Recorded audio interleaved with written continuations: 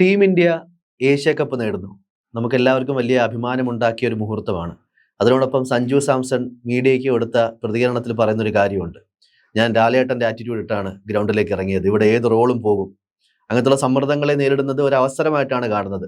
സഞ്ജു എന്തായാലും സഞ്ജുവിന് പറ്റുന്ന എല്ലാ സമയങ്ങളിലും, സഞ്ജു ടീമിന് വേണ്ടി കളിക്കുന്ന എല്ലാ സമയങ്ങളിലും ടീമിന്റെ വിജയത്തിന് പോലും ഭാഗമാകുന്ന പല പെർഫോമൻസും സഞ്ജുവിന്റെ ഭാഗത്ത് ഉണ്ടാകുന്നുണ്ട്. പക്ഷെ സഞ്ജുവിന് വേണ്ടത്ര സ്വീകാര്യത ടീം ലഭിക്കുന്നുണ്ടോ എന്നുള്ളത് ഒരു ചോദ്യമാണ്. പലപ്പോഴും ടീമിലുണ്ടെങ്കിൽ പോലും കളിക്കാൻ ഇറങ്ങാനുള്ള അവസരം സഞ്ജുവിന് കിട്ടാറില്ല. ഇനിയെങ്കിലും സഞ്ജുവിന്റെ തലവര മാറുമോ?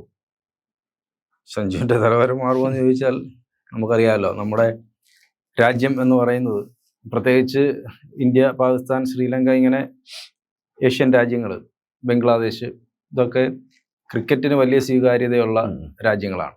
അപ്പോൾ ക്രിക്കറ്റ് കളിക്കുന്ന ആളുകളുടെ എണ്ണം കൂടി വളരെയധികം ഉണ്ട്. അതൊരു വിനോദം എന്നുള്ള നിലയിൽ മറ്റ് കായിക ഇനങ്ങളെക്കാൾ കൂടുതൽ ക്രിക്കറ്റിനെ ഇഷ്ടപ്പെടുകയും ക്രിക്കറ്റ് കളിക്കുകയൊക്കെ ചെയ്യുന്ന ആളുകളാണ്. നാളെ ഏതെങ്കിലും ഒരു ക്രിക്കറ്റ് താരമാകണം എന്നാഗ്രഹിക്കുന്ന ആളുകളാണ്.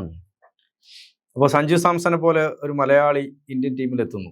സഞ്ജുവിനെ സംബന്ധിച്ചിടത്തോളം ഒരു പ്രത്യേകത എന്ന് പറയുന്നത്, സഞ്ജുവിന് ലോകമെമ്പാടും ആരാധകരുള്ള, അത് ക്രിക്കറ്റ് കളി കാണുന്ന ആളുകളും അതോടൊപ്പം മുൻ താരങ്ങളും ഒക്കെ സഞ്ജുവിൻ്റെ ആരാധകരാണ്. പക്ഷെ നിർഭാഗ്യം എന്ന് പറയുന്നത്, സഞ്ജു ടീമിൽ വന്നതിന് ശേഷം സഞ്ജുവിന് സ്ഥിരമായി പലപ്പോഴും ചില കളിക്കാരെ അവരിപ്പോൾ 2-3 കളികളിൽ പരാജയപ്പെട്ടു പോയാൽ അവർക്ക് വീണ്ടും അവസരം കൊടുക്കും. കാരണം ആ പ്രതിഭ എന്ന് പറയുന്ന ഒരു സംഭവം അവിടെ കിടക്കും. ഇപ്പോൾ സച്ചിൻ ടെണ്ടുൽക്കർ ചില മത്സരങ്ങളിൽ പരാജയപ്പെട്ടു പോകുന്നു. പക്ഷെ എന്ന് വെച്ചാൽ സച്ചിൻ ടെണ്ടുൽക്കറെ എടുത്ത് മാറ്റാൻ പറ്റത്തില്ലല്ലോ. കാരണം സച്ചിൻ ടെണ്ടുൽക്കറുടെ പ്രതിഭ അവിടെ ഉണ്ട്. ആ പ്രതിഭ എന്ന് പറയുന്നത് ഇപ്പോൾ 2-3 മത്സരങ്ങളിൽ അല്ലെങ്കിൽ 3-4 മത്സരങ്ങളിൽ ഫോം ഔട്ടായി എന്നുള്ളത് കൊണ്ട് ആ കളിക്കാരൻ്റെ പ്രതിഭ ഇല്ലാതാകുന്നില്ല. അപ്പോൾ പ്രതിഭയുള്ള, അസാമാന്യ പ്രതിഭയുള്ള ഒരു താരമാണ് സഞ്ജു സാംസൺ. പക്ഷേ സഞ്ജു സാംസന് സ്ഥിരമായി ടീമിൽ ഇടം കിട്ടുന്നില്ല. അഥവാ ഇടമുണ്ടെങ്കിൽ പോലും പലപ്പോഴും റിസർവ് ബെഞ്ചിൽ ഇരിക്കേണ്ടി വരും. മറ്റ് താരങ്ങളിൽ നിന്നുള്ള വലിയ പ്രത്യേകത, ഇപ്പോൾ ശുഭ്മാൻ ഗിൽ അല്ലെങ്കിൽ നമ്മുടെ സൂര്യകുമാർ യാദവ് ക്യാപ്റ്റനാണ്.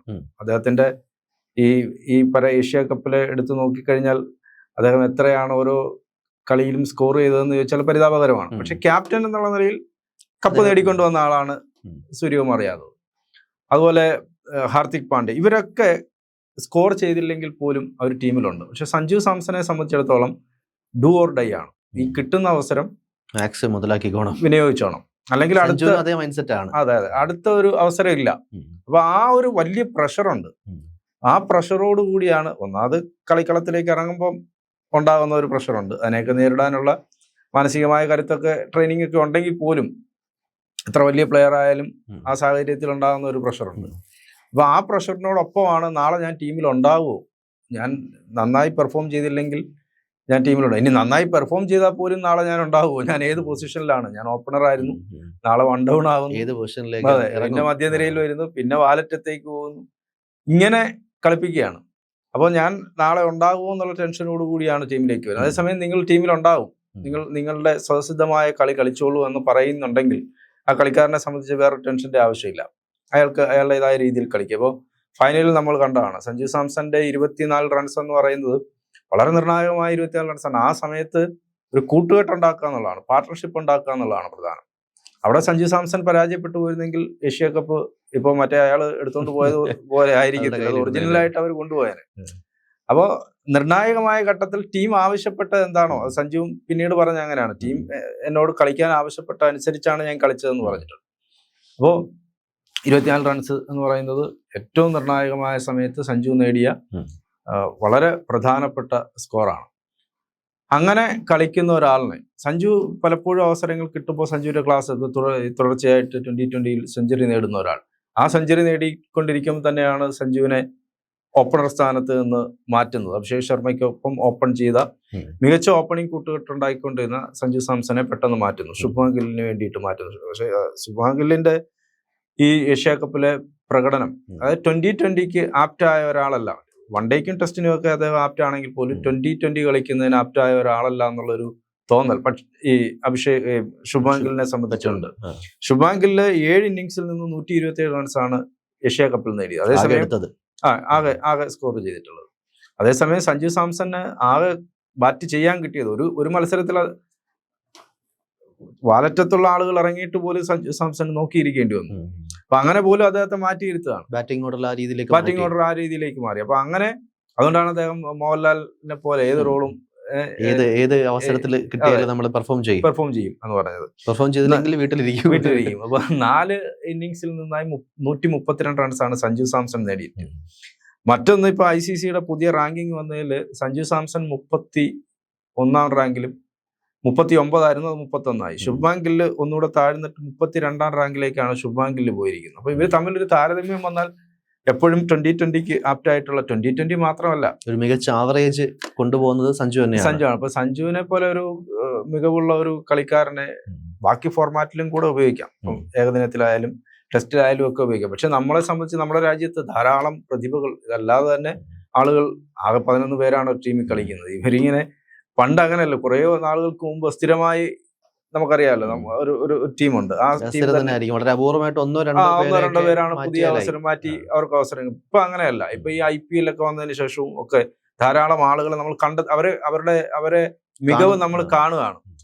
പണ്ട് അങ്ങനെ അവസരമില്ല. രഞ്ജി ടീമിൽ കളിക്കുകയാണ്. രഞ്ജി ടീമിൽ കളിച്ച് ഇപ്പൊ നമ്മുടെ അനന്ത പത്മനാഭനൊക്കെ കേരളത്തിന് വേണ്ടി രഞ്ജി ടീമിൽ കളിച്ച് നന്നായി ബോൾ ചെയ്ത ഒരാളാണ്. അദ്ദേഹത്തിന് ഒരിക്കൽ പോലും ഇന്ത്യൻ ടീമിലേക്ക് അവസരം കിട്ടിയിട്ടില്ല, കളിക്കാൻ പറ്റിയിട്ടില്ല. അങ്ങനെ എത്രയോ ആളുകൾ. ശ്രീശാന്ത് വന്നെങ്കിൽ പോലും അദ്ദേഹത്തിന് പല കാരണങ്ങൾ കൊണ്ട് നിർഭാഗ്യകരമായ ചില സംഭവങ്ങൾ ഉണ്ടായി അദ്ദേഹത്തിന് ടീമിൽ തുടരാൻ പറ്റിയിട്ടില്ല. ഇങ്ങനെ ധാരാളം ആളുകൾക്ക് ശ്രീശാന്തായിട്ട് പെട്ടെന്ന് കമ്പയർ ചെയ്യുമ്പോഴത്തേക്കും ശ്രീശാന്തും അസാമാന്യ പ്രതിഭയുള്ള ഒരു വ്യക്തിയായിരുന്നു. പക്ഷേ കളിക്കളത്തിലെ അഗ്രഷൻ അദ്ദേഹത്തിന്റെ ഭാവി കംപ്ലീറ്റ് ആയിട്ട് കൊണ്ടുപോയി. പിന്നീടുണ്ടായ വിവാദങ്ങളും ഒക്കെ. പക്ഷെ സഞ്ജുവിനെ ശ്രീശാന്തുമായിട്ട് കമ്പയർ ചെയ്ത് കഴിഞ്ഞാൽ വളരെ കൂളായിട്ടുള്ളൊരു മൈൻഡ് സെറ്റ് കൊണ്ടുപോകുന്ന പരാതി പറയാനില്ല, പരിഭവങ്ങൾ പറയാൻ സഞ്ജു ഇല്ല. സഞ്ജുവിന്റെ പ്രത്യേകത, സഞ്ജു ഏത് സാഹചര്യവുമായി പൊരുത്തപ്പെട്ടു പോകും. എന്റെ അവസരം ഇന്നല്ലെങ്കിൽ നാളെ വരും എന്ന് ശുഭാപ്തി വിശ്വാസമുള്ള ആളാണ്. പിന്നെ ഈ ക്രിക്കറ്റിൽ ഇത്രയധികം ആളുകൾ അവിടെ വാതിലിൽ മുട്ടി നിൽക്കുകയാണ്. പക്ഷെ സഞ്ജുവിനോട് പലപ്പോഴും നെറുകേടാണ് കാണിക്കുന്നതെന്ന് നമുക്ക് തോന്നിയിട്ടുണ്ട്. കഴിഞ്ഞ 10 വർഷത്തിനിടയിൽ എനിക്ക് തോന്നുന്നു ആദ്യമായിട്ടാണ് ഒരു അന്താരാഷ്ട്ര ടൂർണമെന്റിലെ എല്ലാ മത്സരങ്ങളിലും സഞ്ജു ഭാഗമാകുന്നത്. അത്രയും നാൾ വേണ്ടി വന്നു.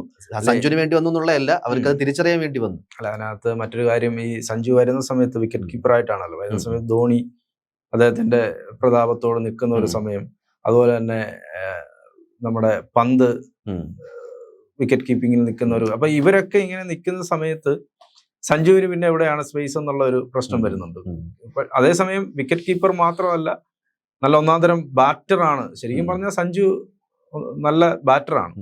അപ്പോ ആ ബാറ്ററെ എങ്ങനെ ഉപയോഗിക്കണം എന്നുള്ളതാണ് ടീം ഇന്ത്യയുടെ മാനേജ്മെന്റ്. ഈ മാനേജ്മെന്റ് എന്ന് പറയുമ്പോൾ നേരത്തെ ഉത്തരേന്ത്യൻ ലോബി അല്ലെങ്കിൽ ബോംബെ കേന്ദ്രീകൃതമായിട്ടുള്ള ലോബിയാണെന്ന് തീരുമാനിച്ചുകൊണ്ട് ഇപ്പോഴും അതിന് വലിയ വ്യത്യാസമൊന്നുമില്ല. വടക്കേ ഇന്ത്യയിലുള്ള പ്ലേയേഴ്സിന് ഇപ്പം അവസരം കൂടുതൽ ലഭിക്കുന്നത് പണ്ട് ശക്തമാണ്. അല്ലെങ്കിൽ അവരൊരു 1-2 പേരെ അവരുടെ മാനസപുത്രന്മാരായിട്ട്. ഋഷഭ് പന്തിന്റെ കാര്യം പറയുമ്പോഴത്തേക്കും പലപ്പോഴും ഫോം ഔട്ടായി ടീമിൽ നിന്ന് വെളിയിൽ കളയണമെന്ന് ആരാധകർ പോലും പറയുന്ന സമയത്ത് ഈ സെലക്ഷൻ സ്ക്വാഡ്, സെലക്ഷൻ കമ്മിറ്റി പന്തിനെ കൈവിടാൻ തയ്യാറായിട്ടില്ല. അതിലും എത്രയോ മികച്ച ഒരു താരമാണ് നോക്കുമ്പോൾ അല്ലെ. സ്റ്റാറ്റിസ്റ്റിക്സ് പലപ്പോഴും ദക്ഷിണേന്ത്യ എന്ന് പറയുമ്പോൾ ദക്ഷിണേന്ത്യയില് പിന്നെ ഉള്ളത് ഒന്ന് കർണാടകയിൽ നിന്ന് വന്നിട്ടുള്ള താരങ്ങളാണ്. രാഹുൽ ദ്രാവിഡ്, ഒരുപാട് താരങ്ങൾ. പണ്ട് സയ്യിദ് കിർമാനി, പിന്നീട് വന്ന അനിൽ കുംബ്ലെ, ജവൽ ശ്രീനാഥ്, ഇങ്ങനെ അവിടുന്ന് ബേസ് ചെയ്ത് പ്രത്യേകിച്ച് ബാംഗ്ലൂര്, പിന്നെ ഇപ്പുറത്ത് ചെന്നൈ കിടക്കുന്നുണ്ട്. തമിഴ്നാട്ടിൽ നിന്നാണ് ശ്രീകാന്ത് എന്ന് പറഞ്ഞിട്ട് പണ്ട് അറിയാലോ, ഭയങ്കര ഈ നമ്മളെ ഈ വെടിക്കെട്ട് ബാറ്റിംഗ് തുടങ്ങുന്നതിന് മുമ്പേ ശ്രീകാന്ത് തുടങ്ങി വെച്ചാണ്. വെടിക്കെട്ട് ബാറ്റർ ആയിരുന്നു ശ്രീകാന്ത്. അന്നൊക്കെ ഏകദിനം കളിക്കുന്ന ടെസ്റ്റ് പോലെ കളിച്ചുകൊണ്ടിരുന്ന ആളുകൾ. അവിടെയാണ് 10 ഓവറിൽ 20 ആ ഒരു അങ്ങനെ ആയിരുന്നു. വളരെ പതുക്കെയാണ് തുടങ്ങുന്നത്. ഒരു 40 ഓവർ കഴിയുമ്പോഴാണ് പിന്നെ റൺസ് കൂടുതൽ അടിച്ചു തുടങ്ങുന്നത്. അതുവരെ ഇങ്ങനെ മെല്ലെ പോകും. ഇപ്പൊ പിന്നെ അതൊക്കെ മാറി. ആദ്യത്തെ ബോൾ പോലെ 6ഉം 4ഉം അടിക്കുക എന്നുള്ളതാണ്. അത് തന്നെയാണ് സഞ്ജുവിന്റെ ഒരു ബാറ്റിംഗ് ശൈലിയുണ്ട്. അപ്പൊ അതൊക്കെ ലോകമെമ്പാടും. പിന്നെ IPL സഞ്ജു സാംസന് ധാരാളം ആരാധകരുണ്ട്. IPL സഞ്ജുവിനോടൊപ്പം തന്നെ മികവ് തെളിയിച്ചിട്ടുള്ള ആളുകൾക്കെല്ലാം അവസരം കിട്ടുമ്പോൾ സഞ്ജു പലപ്പോഴും അവസരം കിട്ടിയാലും ബാറ്റിങ്ങിന് ഇറങ്ങാൻ പറ്റാത്ത തരത്തിൽ, കളിക്കളത്തിൽ ഇറങ്ങാൻ പറ്റാത്ത തരത്തിലേക്ക് പോകും. അപ്പൊ സഞ്ജുവിനെ പോലെയുള്ള, പണ്ട് റോബിൻ സിംഗ് എന്ന് പറഞ്ഞൊരു കളിക്കാരനുണ്ടായിരുന്നു. അദ്ദേഹം വളരെ വൈകിയാണ് ഇന്ത്യൻ ടീമിൽ എത്തുന്നത്. എനിക്ക് തോന്നുന്നു 35 വയസ്സ് കണ്ട് കഴിഞ്ഞിട്ട് 33 ആ ഒരു കായിക താരത്തിനെ സംബന്ധിച്ച് അയാളുടെ 32 വയസ്സെന്നൊക്കെ പറഞ്ഞാൽ റിട്ടയർമെന്റ് വാർദ്ധക്യത്തിൽ എത്തി എന്നാണ് എന്റെ അർത്ഥം. പിന്നെ വളരെ ചുരുക്കം ആളുകളാണ് 40 കഴിഞ്ഞിട്ടും ഒക്കെ കളിക്കളത്തിൽ നിന്നിട്ടുള്ളത്. ഈ റോബിൻ സിംഗ് അങ്ങനെ ഉണ്ടായിരുന്ന ഒരാളാണ്.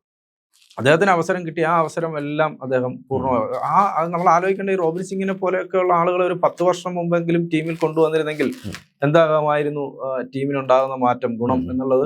പക്ഷെ അന്നും ഇതുപോലെ ലോബിയാണ്, ഈ ലോബിയുടെ ഭാഗമായിട്ട് നിൽക്കുന്ന ആളുകൾക്കാണ് ടീമിൽ വരാൻ പറ്റുന്നത്. ഇവിടെയും ലോബി. മറ്റൊരു കാര്യം എന്ന് പറഞ്ഞാൽ ഈ സഞ്ജു വരുമ്പോൾ സഞ്ജുവിന്റെ ഈ ഡെമോക്ലസിന്റെ വാളെന്ന് പറയുന്ന പോലെ ഒരു വാള് തൂങ്ങിക്കിടപ്പുണ്ട്. അയാള് കളിക്കളത്തിൽ ഇറങ്ങുമ്പോൾ അല്ലെങ്കിൽ ബാറ്റിങ്ങിന് ഇറങ്ങുമ്പോൾ മറ്റാർക്കും ഇല്ലാത്ത ഒരു വാളാണത്. അതായത് ഈ വാളെന്ന് പറയുന്നത് നാളെ ഈ കിട്ടുന്ന അവസരങ്ങളിൽ പെർഫോം ചെയ്യുക, അല്ലെങ്കിൽ ടീമിന് പുറത്തു പോവുക. നാളെ ഞാൻ ടീമിൽ ഉണ്ടാവുമോ ഇല്ലയോ എന്നുള്ള ആ വാൾ ഇങ്ങനെ തൂങ്ങിക്കിടക്കുന്നുണ്ട്. ആ വാള് അതിജീവിച്ചിട്ടാണ്, ആ പ്രഷറിനെ അതിജീവിക്കാതെ സഞ്ജുവിന് നിൽക്കാൻ പറ്റും. ഇനിയെങ്കിലും അതിനൊരു മാറ്റം ഉണ്ടാകണം എന്നുള്ളതാണ് എല്ലാവരും ആഗ്രഹിക്കുന്നത്. അങ്ങനെ ഉണ്ടാകട്ടെ.